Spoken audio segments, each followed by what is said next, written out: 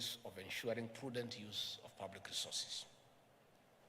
Accountants, auditors, and other professionals at ISPAC are doing a splendid job in serving our nation. And I want to say 95% of your members are good people. Very good people, patriotic Kenyans, and good professionals. I cannot say the same of the 5%. You know, you are aware there is a huge public perception of the report by Ethics and Anti-Corruption Commission that indicates that 21.1% of accountants and auditors are involved in corruption. Such elements are soiling the profession in unethical conduct. They collude and connive with other people in embezzlement. They do what is called smart accounting, computer errors, typographical errors, clerical errors, as such to cheat the system and steal. Thus, the same person holding office in public trust violates the Constitution, professional code of conduct, and other regulations. I can confidently say that in most corruption cases, at the tail end, someone from the profession is involved directly or indirectly. With such smart accounting and compromised practices, public trust in the profession is ruined. This directly and negatively impacts organizational service delivery. At national scale, it means the public will not get value for money, more so in our development projects. This is a concern we share with you 1 year into office. And I'm happy your chairman raised it, that perception. We need to work on it so that a few rotten potatoes in a huge sack do not soil the name of an entire profession. Dear accountants, delivery at the 5 pillars of the Kenya Kwanza plan will be in jeopardy with dismal or no support from ISPAC and other professional bodies. Our participation, therefore, in such seminars and high-level meetings is not merely ceremonial. We are making a serious statement that we are partners in public service. It is an invitation to work with us in cultivating and nurturing transparency and accountability in service delivery. And most importantly, implementation of the Kenya Kwanza plan through the bottom-up economic transformation agenda. This is what we saw to Kenyans, and they bought it by voting us into office. In addition, we can improve and maintain standards in the profession through such regular meetings for sharing of information, experiences, and good practices. Positive accounting through integration of technology and innovation is a critical component to improving and maintaining standards. Skills are like software. You have to regularly update them, otherwise they run the risk of going obsolete. Our government is going digital in services to improve client experience, promote accountability besides raising our revenue portfolio. The impact we seek will only be felt if we integrate digital innovation into our systems. We heavily rely on you to set the standards. This is essentially what this seminar is all about. The future is not tomorrow. The future is here, today. Distinguished professionals, besides robust training, research, and constant review of course syllabus, mentorship is a central component to promoting professionalism. In the bottom-up approach, we call upon senior members to mentor upcoming professionals and offer more opportunities to women and people living with disabilities. This will help us grow a multi-skilled profession that is highly inclusive and multi-talented. On this note, I wish you fruitful deliberations and look forward to a strong and better profession, ready to strategically support the government in full implementation of the bottom-up economic transformation agenda. To this end, it is my honor and privilege to declare the second edition of the 40th annual seminar of the Institute of Certified Public Accountants of Kenya officially open. Asante sana. Hii watu yangu wanaandika Kisungu mingi, lakini ni sawa tu. So I just wanted to say that, to add a few things on the issues that you have raised. I've told you we are very happy to come and engage you. And I've listened to you very carefully, and I'm very excited. I had a short session with your leadership before we came here. And there is several issues that are very pertinent. And they have offered to partner with us on your behalf to make a better Kenya. They have told us that they know, as everybody does, that we have a huge tax burden, and your institute is ready to help us in debt management. You are welcome. I've told the PS to create a forum as early as next week when you come back to Nairobi. If you want to take a rest from Mombasa for a week, it's still okay. And you engage the CS and the PS and the experts at the National Treasury on what you think we can do in managing public debt.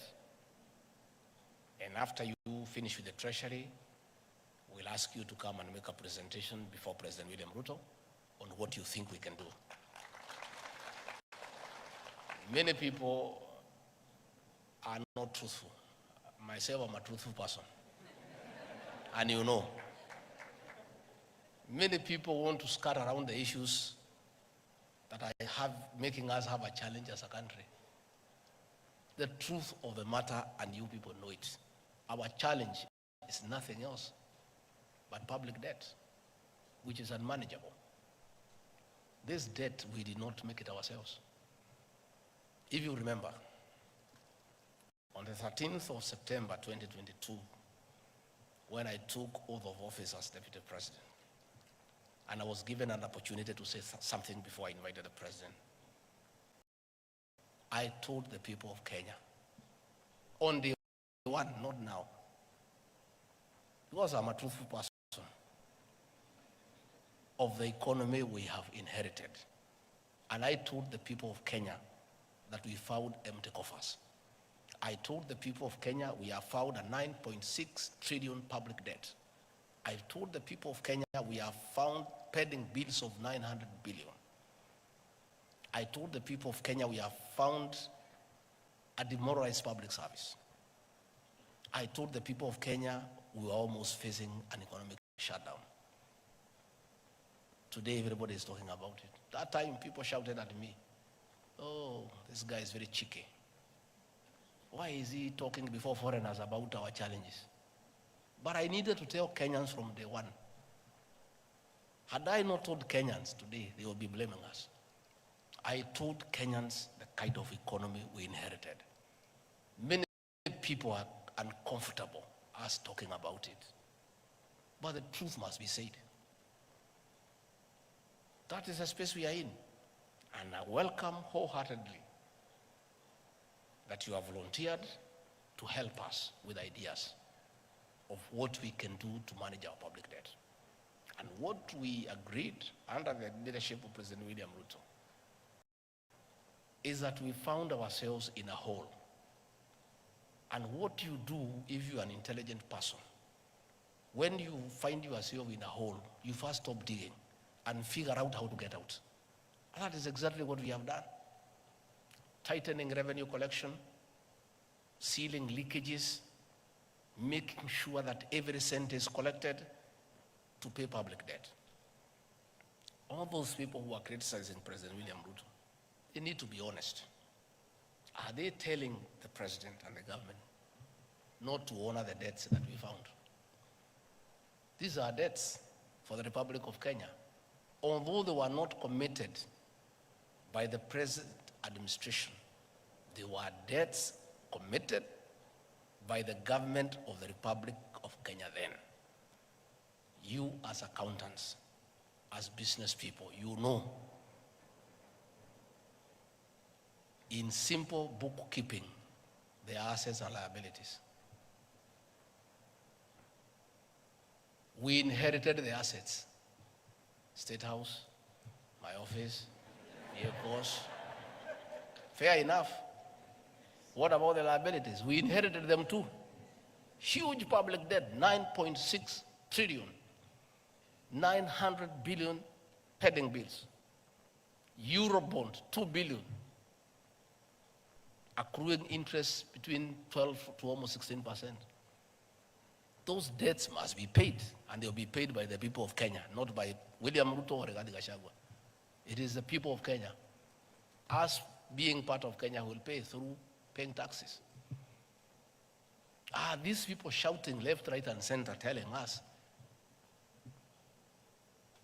to default so that we can be blacklisted as a banana republic. Are they telling us not to pay the Eurobond? Are they telling us not to pay what we owe the local banks? We want them to come and tell us. Don't just shout. Offer a solution. These debts are on record. We did not borrow as we were in the forest. William Ruto alikuwa ametengwa nje. He was not attending cabinet. He was not attending the National Security Council. He was not part of committing the country to those debts. But he is the President of the Republic of Kenya. He inherited those debts. He has to figure out how they have to be paid.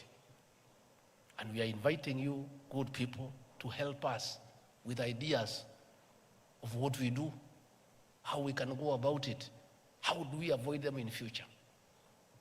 Through continuous engagement, through bilateral and multilateral diplomacy, the President has traveled around the country, the world, engaging multilateral leaders, the IMF, the World Bank, key partners, the United States, the People's Republic of China.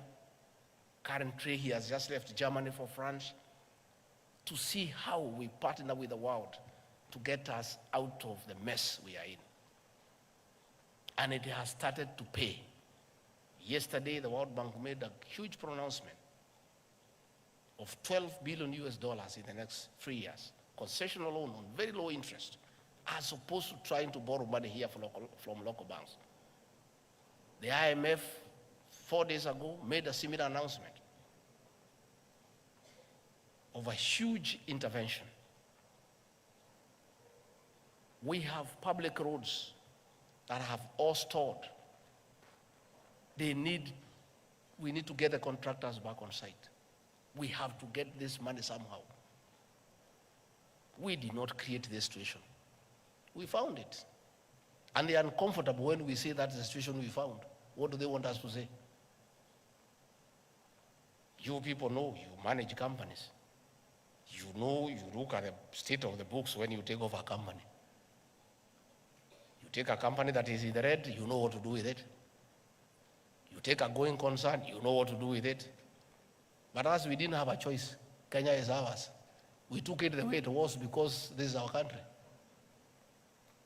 If we had a choice, we would have looked for another company, not Kenya. Because of the huge debt portfolio through irresponsible borrowing. When we tell the story, because we are going to tell the story, people will be shocked. How 2 billion